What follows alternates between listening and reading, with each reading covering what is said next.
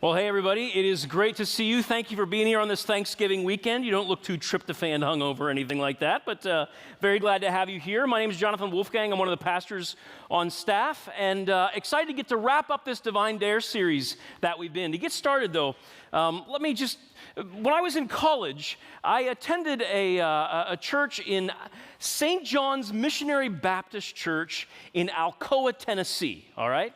That's the suburbs of Knoxville, for those who don't know East Tennessee at all. And it was an all African-American congregation. And in fact, my wife, then girlfriend, now wife Lori, and I were the only white faces in the entire church. And one of the things that they would do every week was they would ask those that were new to stand up and introduce themselves. Aren't you glad we don't do that? Aren't you just glad? Some of you are like, he's not moving toward that. I'm not going to do that to you. You can relax. But sure enough, they wanted us to. So we stood up. We introduced ourselves. Here's who we are. So on. Welcome, welcome, welcome. We sat down. Went back the second week. Same thing. Visitor time. Who's here? Who's new? We stood up. We said hi. Third week, we still feel really new. So same thing. Visitor time. Stand up. As soon as we stood up, I'll never forget this. They said, y'all sit down. They said, you're part of the family now, they said. I'm like, this is fantastic. I love this place. Incredible church. We had a great time there.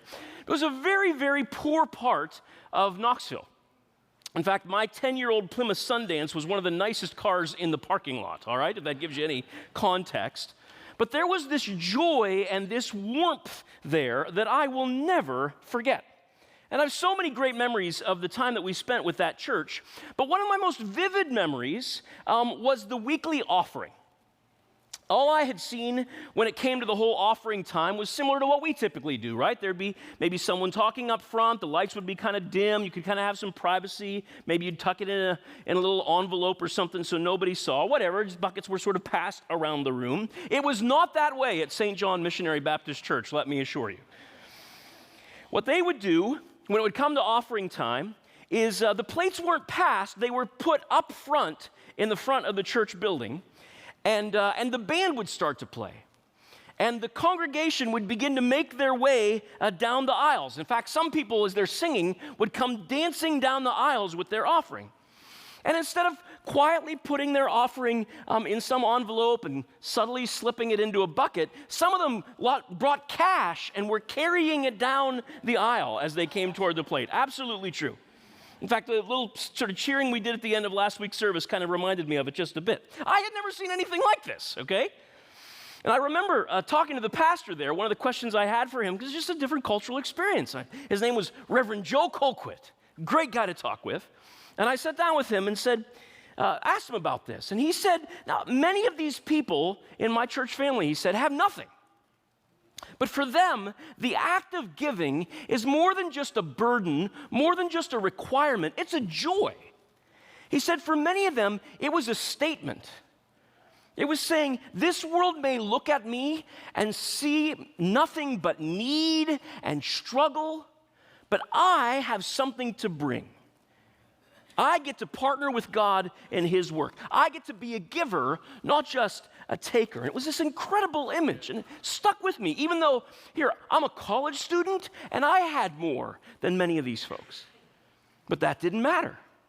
Because you know what? No matter how much I had, most of them were better at giving than me. And it had nothing to do with the size of their gift. It had to do with something deeper. They saw this as a chance to partner with God in something that He was doing, and it was a chance to celebrate. Their life was not defined by what defines so many of our lives. What do I have? Where do I live? What do I drive? How new is my phone? These kinds of things. They didn't have that stuff, many of them. So they built their lives around being part of something bigger than themselves, and they couldn't contain themselves with joy at the opportunity. Now, there are some who would have seen those who became good friends of mine and felt sorry for them. But I've never forgotten it because I've always wanted what I saw in so many of them. I think many people are searching for what so many of them had. It was joy, regardless of circumstance.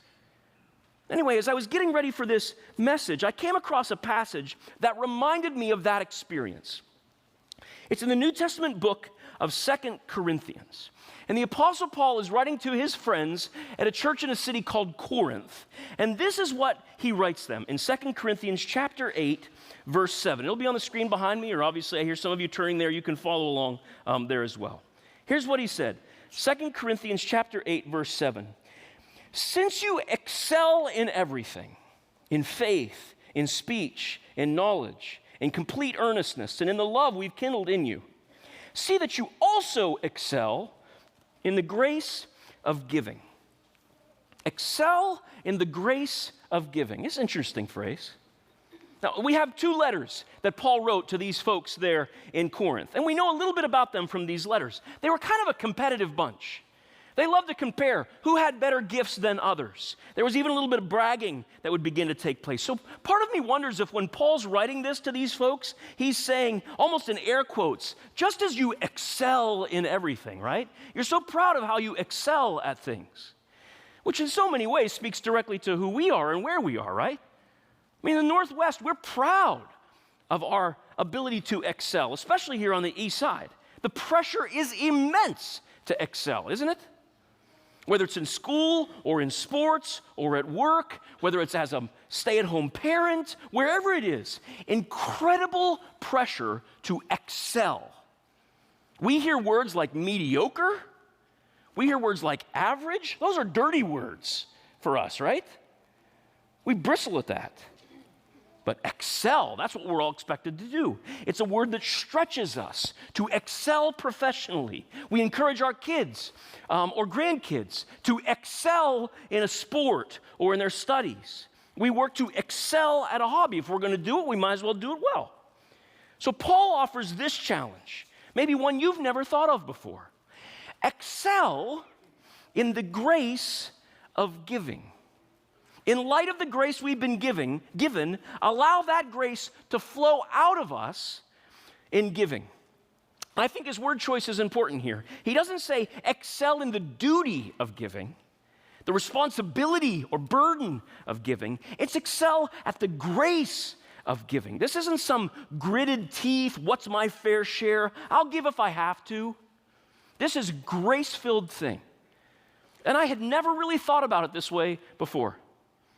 Because we talk about getting better at a lot of things in environments like this. We talk about getting better at praying.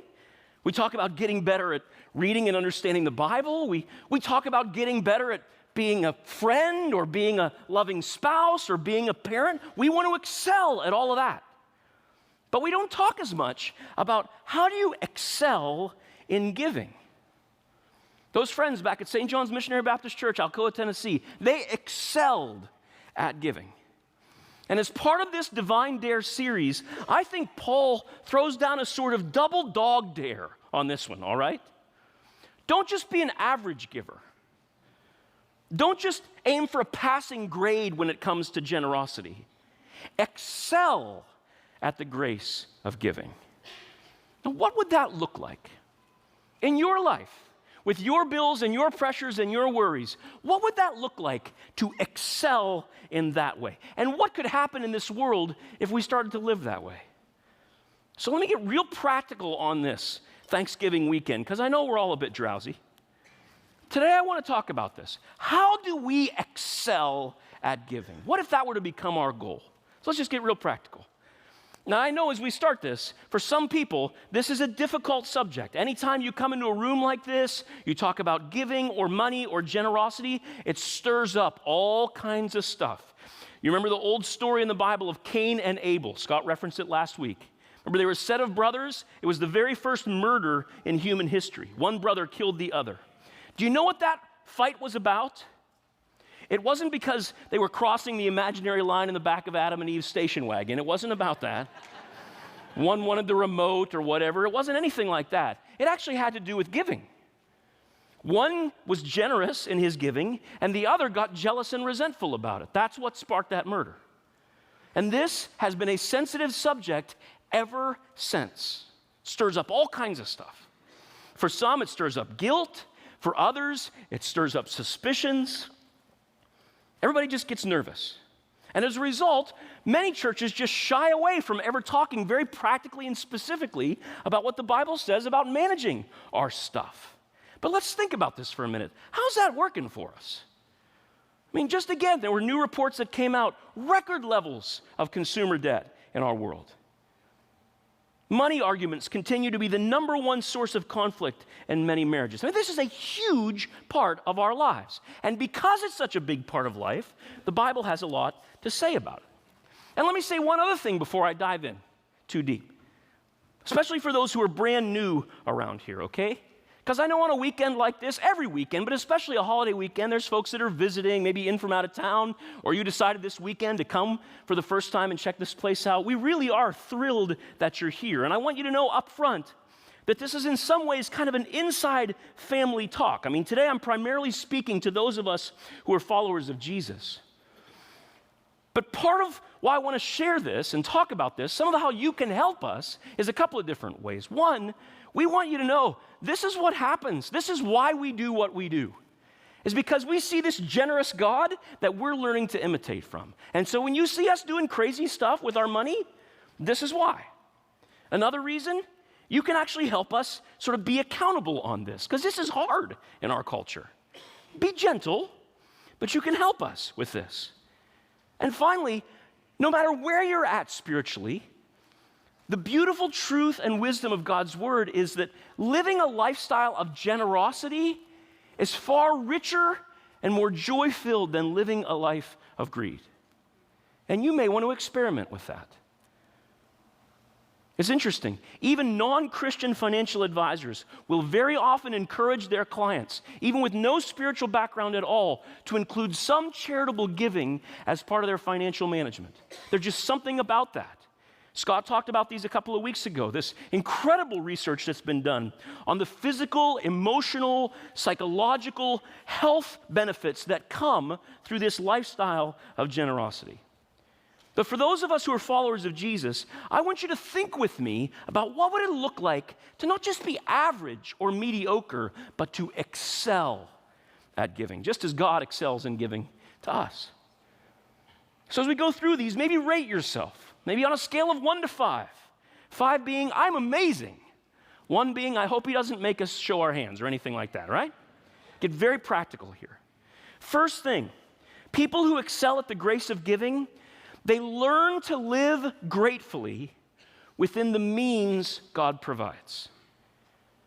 They learn to live gratefully within the means that God provides.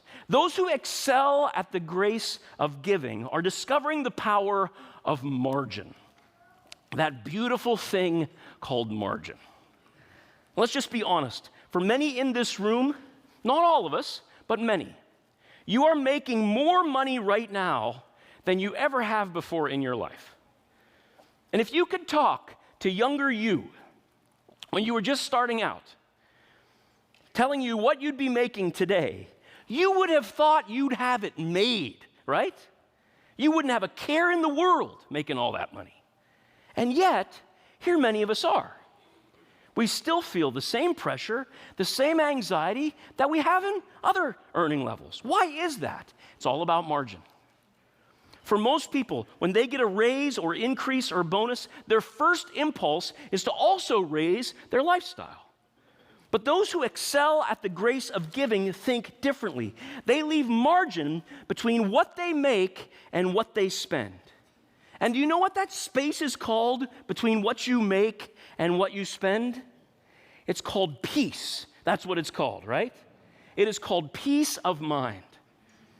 Wise people live with margin. I know lots of people, they have resolved that at max, they will only ever live on 80% of what they actually earn. Many of them lower that standard even more. Their idea is they want to give 10% away, which we talked about last week. And the other idea is they want to take 10% and save it, put it away because things happen. So they max at 80% of their income.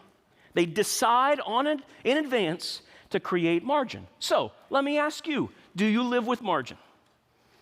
Or are you spending right up to the edge, maybe even spilling over a little into debt?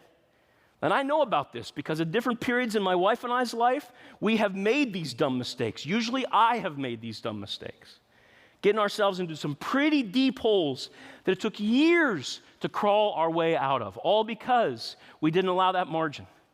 And when things happened, disaster struck.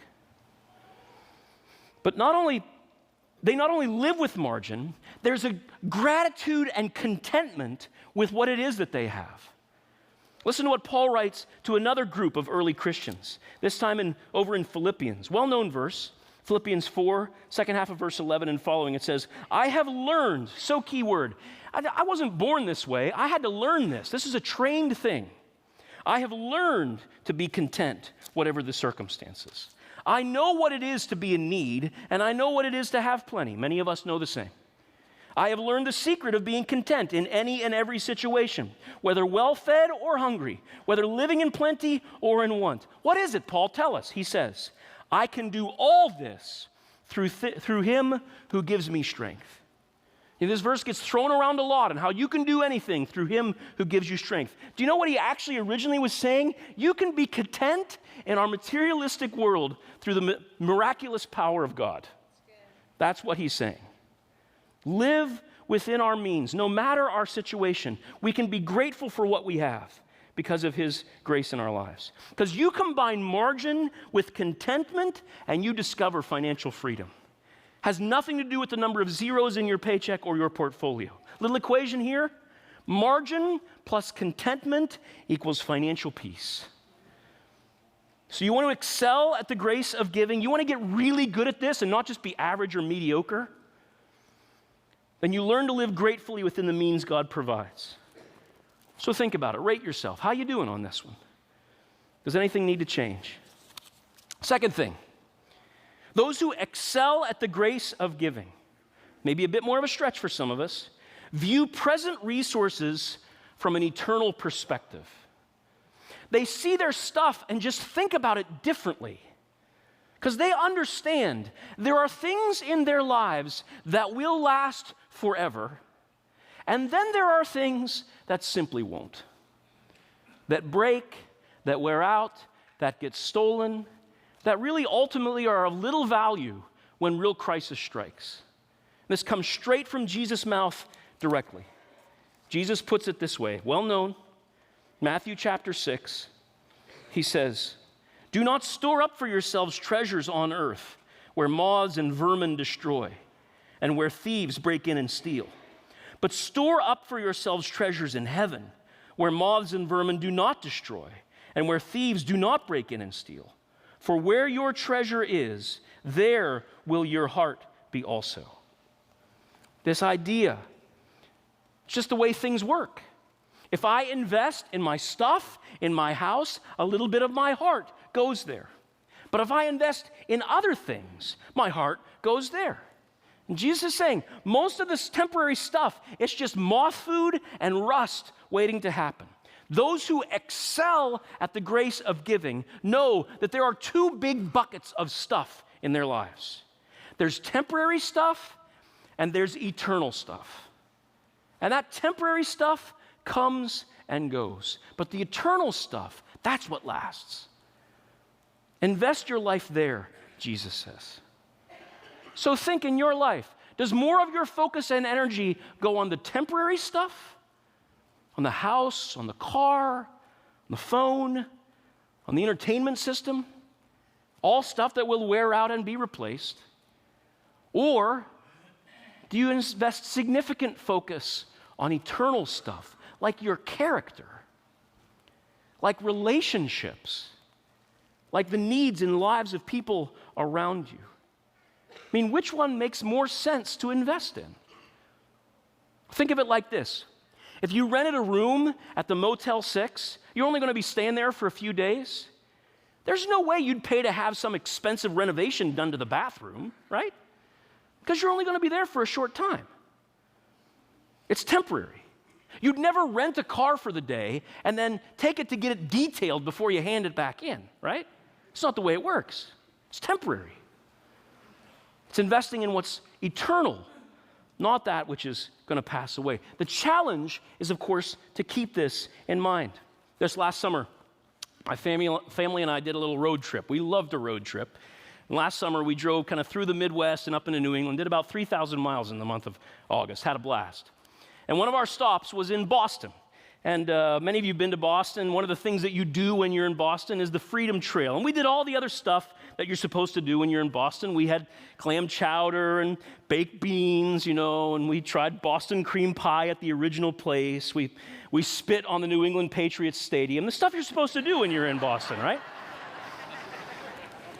But part of that time, we toured what's called the Freedom Trail, and strung along this walk that goes through downtown Boston are all these significant historic sites. The Old North Church, where they put the lanterns, and the site of the Boston Massacre, and Bunker Hill, and all these important sites. Well, along the route, there are a couple of cemeteries that have famous graves in them, like Sam Adams, Paul Revere, John Hancock, these folks.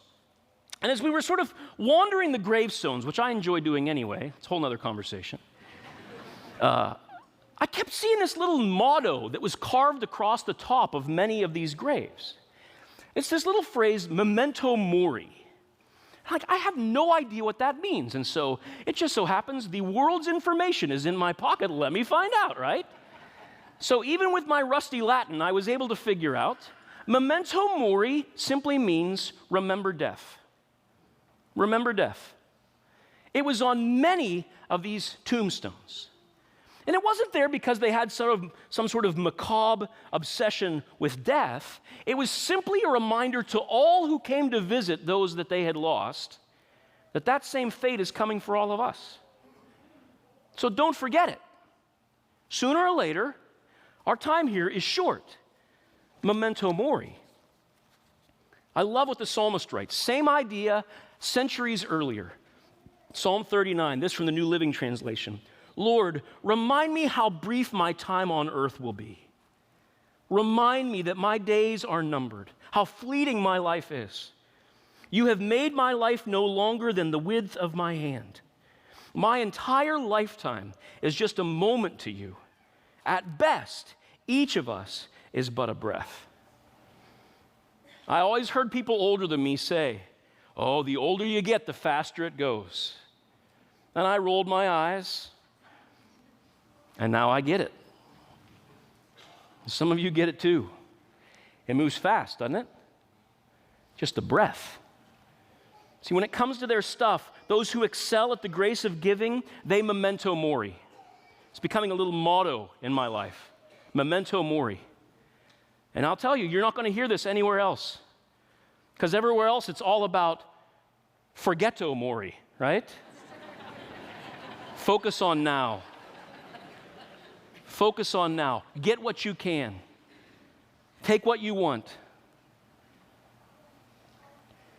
God says, don't get all wrapped up in that temporary stuff. It's just not worth it.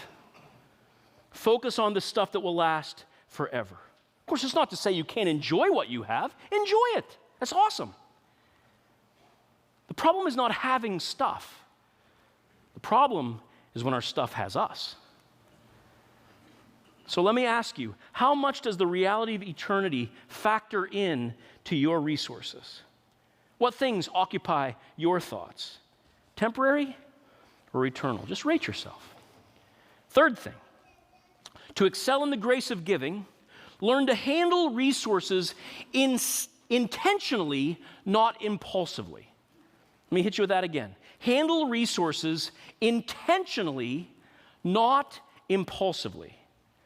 You get intentional about how you manage your money.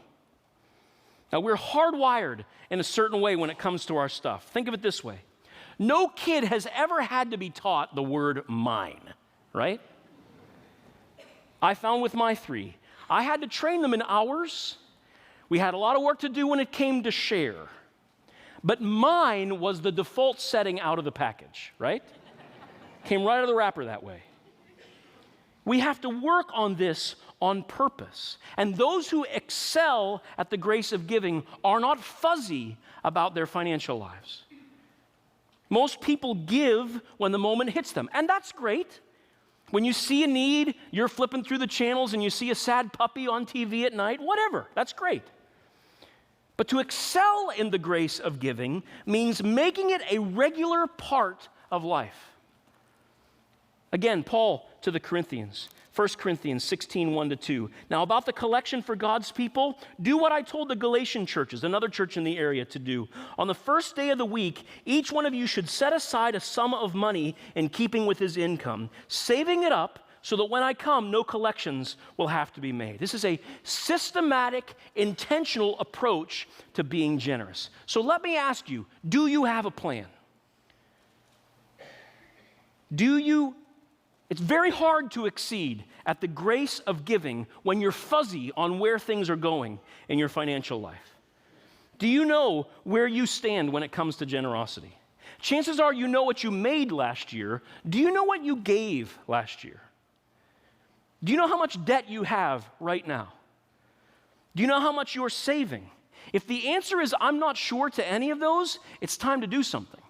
It's time to get intentional. This is a struggle for so many people, which is why it's more than just one talk. It's why we do what we do with Financial Peace University. Because we know these challenges are complex, they're habits, breaking out of debt, allowing us to experience generosity. Those take time to figure out some of those skills. And this is an amazing environment in which to do it. My family and I, my wife and I, we've been through this. It changed how we manage our money. And so if you're struggling with any of this, or you're fuzzy on any of this, we've got a brand new round of this coming up in January.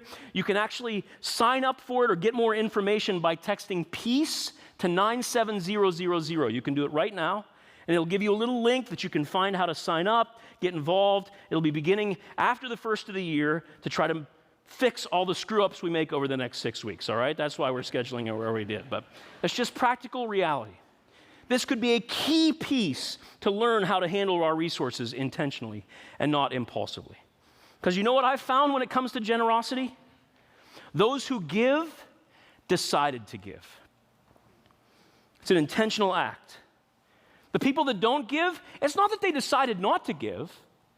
It's just that they never decided to give. Just never got around to it. This week I heard the story of a guy named Chuck Feeney. And you've probably never heard his name, but if you've ever been in an airport, you've seen his work. You know those duty-free stores that are in airports all around the world? He's the guy that started that. Forbes listed him as one of the 20 richest men in the world. But it turns out they were mistaken in some of their calculations. He was actually richer than they knew because he secretly had been giving away his fortune to his foundation. And to date, his foundation has given away $8 billion. Almost all in secret. People call him the James Bond of giving.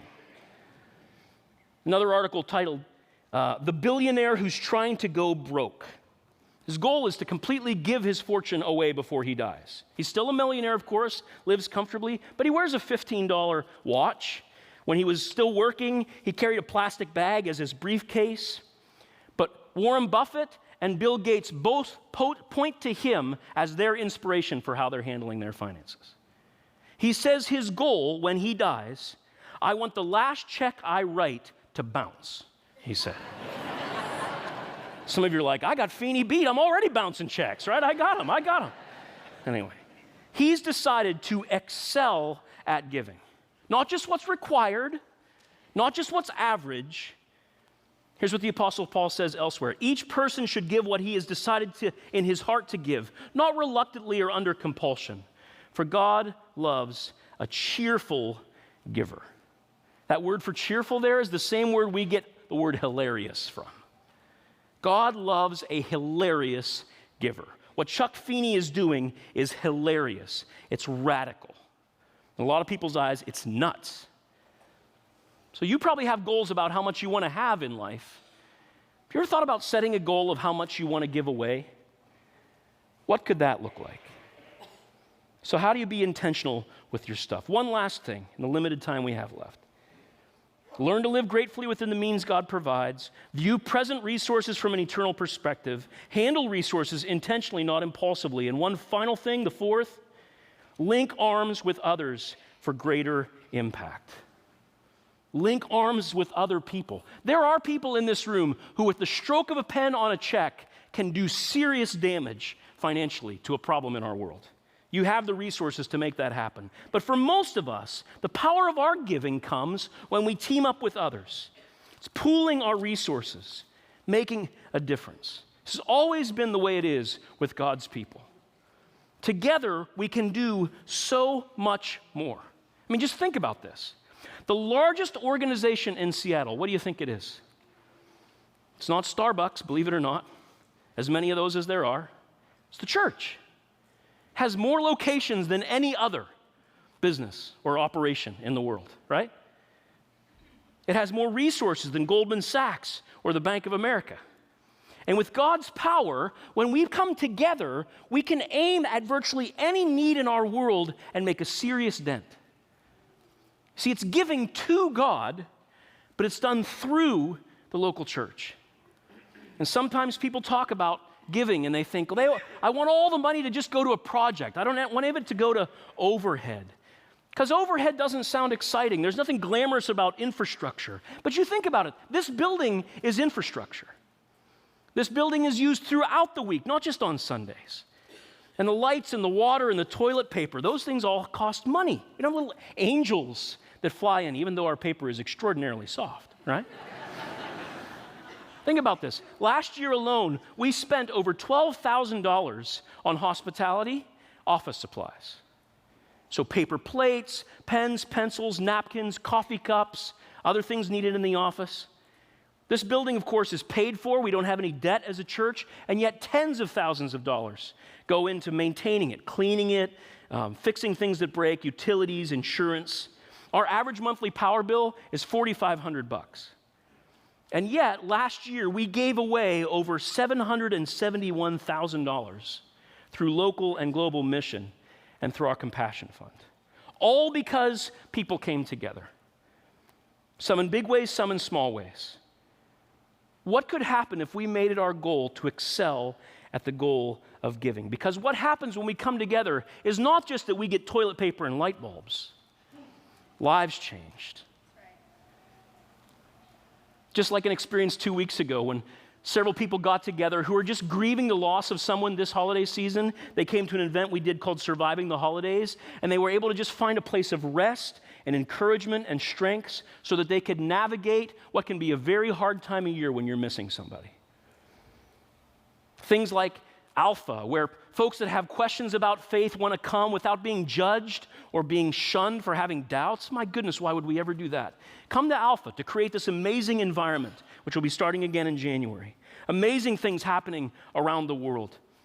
We support, you may not know this, but when you give, you are part of supporting 70 church planters in Indore, India, central India. We have a larger staff in Indore than we have in Kirkland, if you think of it that way. And just this week, we had a connection card. You know those ones we fill out on the bottom of the program? Listen to what this woman wrote. Thanks to your wonderful church for the help with my car that was given to me out of love. I didn't know what love was until your church came along. That's what happens when we give, friends. We get to be part of it. Not because we have so much extra, because we've actually discovered generosity is the greatest way to live. Why? Because our God is so overwhelmingly generous. And that's what we're going to remember right now in a time of communion. That we follow this God who is anything but average when it comes to giving. He excels. He doesn't give us leftovers. He doesn't give us what he can spare. This God gives us his very best through Jesus. And it's through his giving that we find true freedom. You're wondering why all these people are moving. It's because they're getting ready to serve us this beautiful meal that in many places is referred to not just as the Lord's Supper or as communion. Some of you grew up in traditions. What was it called? It was called Eucharist, right? Do you know what Eucharist means, literally translated? Thanksgiving. This is our Thanksgiving feast that we eat together, reminded that death is not all there is. Yes, Memento Mori. But remember, there's life beyond that as well that can be ours through the grace of Jesus. And so that's what we're going to remember together in just a moment. They're going to pass trays of bread that represents Jesus' body and little cups of juice that remind us of the blood that was shared so that we could be forgiven our sins and given new life. This generous act of giving this God did for us. And you can take the bread and juice as it's passed. Just go ahead and take it as the tray goes by. And if you're just here visiting or you're not a follower of Jesus, I mean, if you're a follower of Jesus and you're visiting, eat with us, please, please, please. But if you're just checking all this out spiritually and you're not sure, just enjoy some quiet moments to reflect on what this might look like for you. But we're going to remember God's excellent gift to us, that he excels when it comes to giving, and he's called us to do the same. Let's keep it in mind as we eat together. Would you bow your head with me? God, I thank you because you are anything but average when it comes to giving. That because you so love this world, you gave. And you gave, and you gave, and you gave. And your love has been changing people, transforming them into generous hearts as well. So Lord, I thank you that we get to be part of this body, that we get to pool our resources together to address needs in our community in your name. And I pray, Lord, that as we are both grateful for this incredible Thanksgiving meal we enjoy right now, we also ask you to give us hearts like yours, that live gratefully within what we have, that are intentional, not just random, that pool our resources, just live generously with an eternal perspective in mind and not just the world around us. We thank you. We thank you. In the name of the one who gave so much, Jesus Christ. Amen.